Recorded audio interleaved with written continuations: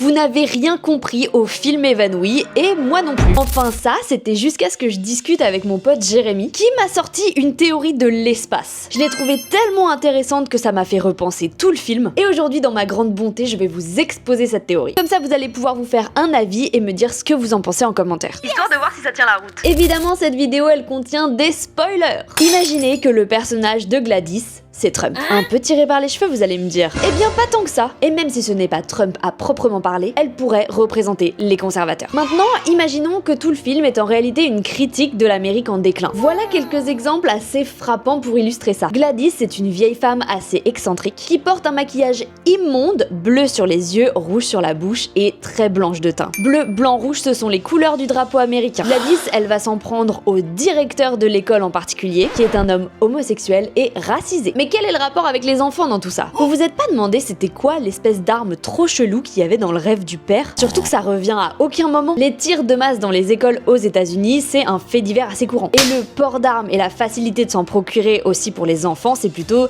des idées de conservateurs. D'ailleurs, la séquence de rêve où on voit Alex seul dans la salle de classe, Le moment qui fait flipper là. eh ben il a le même maquillage que Gladys, bleu, blanc et rouge. Maintenant imaginez qu'Alex, c'est le petit qui reste, qui se fait un peu bully par sa classe, hein. Elle finit par péter un câble et tuer tous ses camarades. C'est pas ce qui se passe dans le film. Mais pour moi, c'est le sous-texte. Parce que Gladys, elle vit chez Alex. Elle vient d'ailleurs gangréner un petit peu son monde, dont ses parents, qui deviennent des marionnettes, et elle va choper la vitalité des enfants, leur laver le cerveau pour les contrôler. Contrôler la jeunesse. En faire des futures armes peut-être. En cas de guerre, on sait jamais. Prendre le contrôle des futures générations, parce que c'est mieux de faire des retours en arrière que des pas en avant, et ça les États-Unis nous l'ont bien démontré depuis quelques temps. À la fin, elle se fait littéralement déchiqueter par cette jeunesse, qui reprend ses droits et sa liberté. Ce qui fait pour moi d'Évanouie un film super woke et super moderne finalement. J'ai encore d'autres exemples en plus, mais cette vidéo elle peut pas durer 15 minutes. De toute manière, en anglais, le film il s'appelle Weapons. Il y a forcément un lien avec l'idée d'armes. Pour moi, ça en fait un film sur le contrôle extrêmement intéressant. Bref, dis-moi ce que tu penses de cette théorie en commentaire, et pense à t'abonner.